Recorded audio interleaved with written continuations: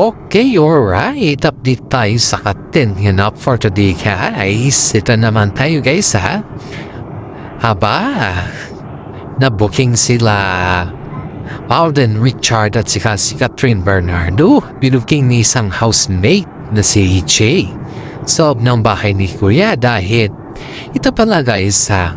Dun sa interview ni Catherine Bernardo ay sinasabi niya dito, guys, na ang daming tumatawag na tisoy kay Alden Richard.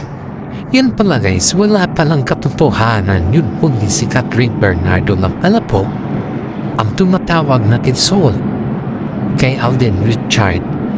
Lahat pala ng tawag nila kay Alden Richard ay RJ. Ibig sabihin nun, yun yung pangalan ni Alden Richard sa mga kasamahan niya. At yun talaga yung kanya, guys. Pero si Catherine Bernardo po, hey, siya lamang po yung nag-iisang tumawag ni tisoy kay Alden Richard. Kaya nga po, booking na booking si Catherine Bernardo at si Alden kahil sa kanilang kaganapan. Pero napapatunayan naman ng mga iba yan, guys, na si Alden Richard po ay okay naman sa kanya yung tinatawag siyang tisoy ni Catherine Bernardo kasi gusto naman niya yun, guys. Saka hindi lamang yan po, may nakapasabi din sa atin na halos lahat ng kanilang galawan ay hindi pinapublic, kundi yan po ay private lang at pinaprivate lang po nila. Dahil nga po sa kaganapan sa kanila sa may na ang daming nang batas kay Alden Richard at saka si Catherine Bernardo kung nasaan na daw si Alden. Bakit hindi palaging kasama ni Catherine at bakit umiiwas na si Alden kay Catherine? You know, guys, ha? Yun yung mga katagang tinatanong ng mga tao sa atin na halos nakikita naman natin ang pagka-privacy ng dalawa. Iyan po ay nire-respeto natin yung privacy nila. Dahil yan po ay nakasaad naman sa ating mga batas na respetuhin natin ng privacy ng isa't isa sa atin.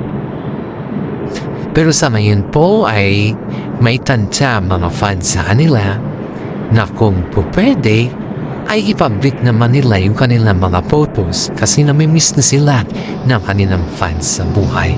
Lalong-lalo na ang Captain fans. Sila po yung naghabang palagi sa mga posts sa Instagram ni Catherine Bernardo at sa si Alden Richard.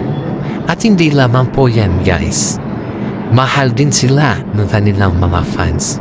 Kaya nga po, marami sa kanila ang nagtatanong kung bakit hindi na sila nakikita publicly. Pero ang mga yan pala, guys, ay ginagawa nilang private para sa ganon, guys, ay maiwasan yung mga issue mga salitang binabas sila ng mga katumihan.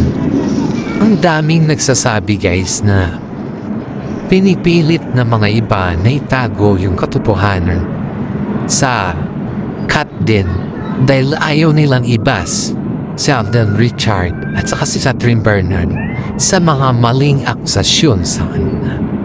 Tama naman yung mga sinasabi ng mga iba, guys, dahil ang daming nagsasabi na may girlfriend pa si Alden na non-showbiz. Si Catherine naman din may boyfriend na politiko. Iyan po yung mga sinasabi ng kapwa nating content creator na sila Ogie Diaz at iba pa. Dahil po dyan, guys, ay ang dami nung nambapas kay Catherine patungkol sa political boyfriend daw niya na narumos at wala pa naman tayong ebidensya patungkol dyan. Kaya nga po, epektado ang Catherine dahil sa mga issues na yan na wala pa naman ebidensya patungkol sa Noemi issues. Kaya nga po, sobrang protektado or overprotective ang mga management nila kasi ayaw nilang may mangyaring hindi maganda na ikakadulot ng mga fake news na yan. Kaya nga po ang sabi ng mga karamihan ay mas maganda maging private na lang muna sila sa kanilang kaganapan kaysa i-public dahil kahit naman i-public nila yan ay hindi na rin mababago yung mga fake news na pinagkakalat ng mga ibang blogger guys. Sa mga ragayan natin dyan na naghahanap talaga ng kasiyahan ay dito po tayo sa Kat Den. Kasi nga po, alam nyo sa bench show guys, ibayin na naman natin yung topic guys. You know sa The Bench Show, yung isang araw ba, ang galing ng mga ambassador na nagrampa guys, lalo-lalo na sila Catherine Bernardo, si Alden Richard at iba pa. Ang unang nag-entrance po sa bench show na yan is si Alden Richard talagang sobrang sigaw or anumang klaseng sigaw or ingay ang pinagkaloob ng mga fans sila sa kanila dahil kitang-kita naman dito kung ano yung ebidensya na hinahanap natin kay Alden. At in fairness ang wapo ni Alden dito bagay sa kanyang buhok. Ganun pala pag yung nagupitan si Alden na medyo okay sa kanya. Sobrang gwapo niya pala tignan guys. Parang nga po, ang daming nagsasabi na 40, I don't know if ilang taon na si Alden, mga 30 plus or 14 na siya. Kasi hindi naman na, si Catherine kasi is 28 or 29, parang ganon si Catherine eh. Bata pa kasi si Catherine sa si Alden kasi is may mga edad na. And at the same time kasi si Alden din parang si Daniel konti lang yung gap niya ni Catherine Bernardo. Parang 2 years lang yung lamang eh. Kaya sa mga pandyan guys, kung tutuusin natin is mas maganda pag si Alden Richard yung magiging partner ni Catherine Bernardo. Kasi si Alden Richard guys, para sa akin ay napaka-matured niya. Alam niya kung ano yung mga galawan niya. At higit sa lahat din guys is alam niya kung paano niya sayawin yung mga bagay-bagay. Kaya marami mga netizen po ang nagsasabi na paano na kaya kung makatuluyan ang Kat Den? Ano na yung magiging resulta? Sa akin na kung sakaling makatuluyan man ang Kat Den, wala naman sigurong masama dyan. Kasi halos may mga artista naman talaga na gusto na may makatuluyan sila. At gusto na yung iisipin ay yung future ba? Yun yung pinaka maganda dito guys. Kasi ang isipin talaga nila yung pagiging future nila o ano na yung mangyari sa kanilang mga future. Pero ito guys ay yung pagrampa ng dalawa ay talagang sobrang sigaw. At may mga ibang content din dito na nagsasabi na iniiwasan daw ni Catherine si Alden dahil ayaw daw niya kay Alden. Dahil sa mga issues. Which is, I feel that's not true guys. Kasi kita naman natin na may mga surprise regalo pa na eh. Si Alden kay Catherine, muntik na pala itong nag-propose guys Ito pala yung may mga agenda tayo dito. Ano? Ito guys yung sa aking mga nasagap na balita dito sa mga legit na sources natin ay si Alden Richard po ay bumili ng singsing na kung saan po ay talagang regalo niya at ibibigay niya kay Catherine. Pero sa lagay na hindi kasi in-expect ni Alden Richard na magkaroon ng issues yung about sa politics pa kay Catherine. Parang kinonek yung issue kay Catherine at nagkaroon ng napakagarbong issue kay Catherine yun. Siyempre, sabi naman ni Alden na kaya daw niyang i-postpone yung pagbigay niya ng singsing kay Catherine Bernardo kasi gusto niya munang ayusin ni Catherine yung issues bago niya ibigay yung singsing. And of course, alam naman din natin na si Alden Richard ay talaga siya yung taong marunong maghintay sa mga lahat ng bagay. At iyan ay pinabulungan ng mga ibang mga fans nila na sinasadya daw ni Alden Richard na hindi bigay yung sing-sing dahil daw hindi pa daw karapat dapat si Catherine para sa kanya. You know guys, yung mga sinasabi ng mga ibang fans dyan na wala namang katotohanan sa kanilang mga sinasabi, nakakasikip sila ng pakiramdam lalo't ang mga pinagsasabihan ng mga ganyan ay yung mga artista na very close nila at naririnig naman nila yan. Hindi naman sila bato at manhid para sa mga ganyan na bagay. We know and I know the fact na si Alden po ay naghahanap talaga ng tamang panahon at tamang oras para sa ganon ay may pakita niya kay Catherine kung ano yung kahalagahan ng sinasabing tandem at partnership sa buhay.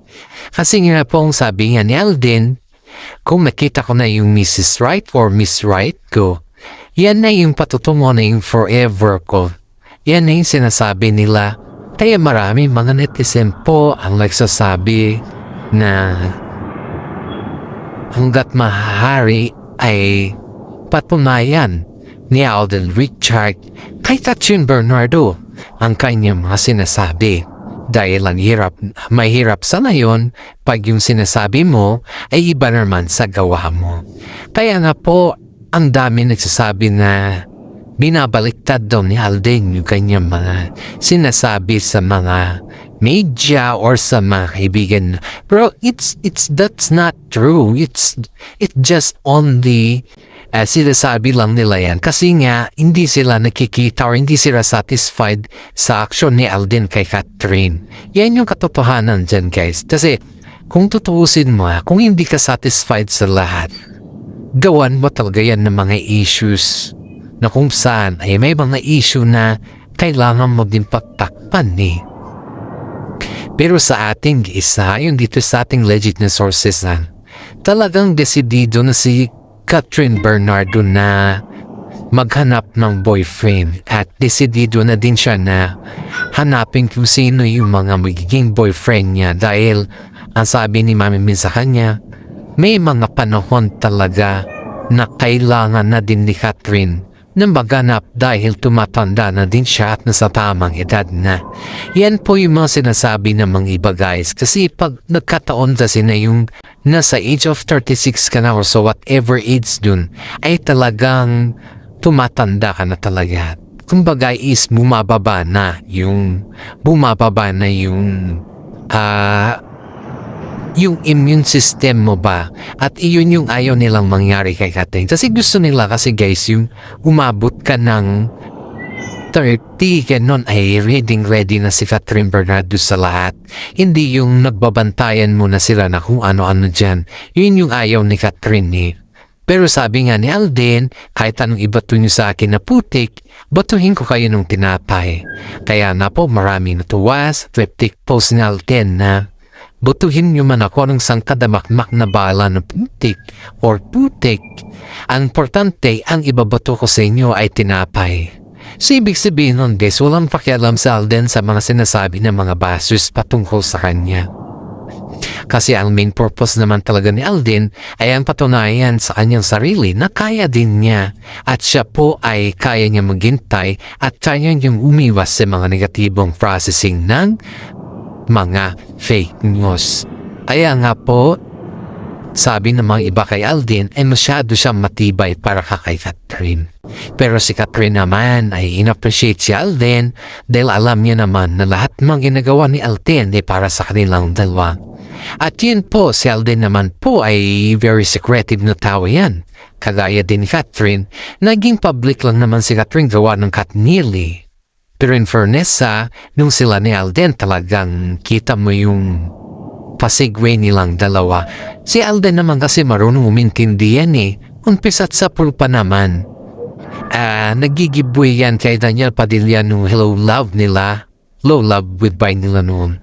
Pero nung nabang tumatagal na guys ay nararamdaman na ni Alden yung closeness at gustong-gusto rin siya ni Catherine Bernardo.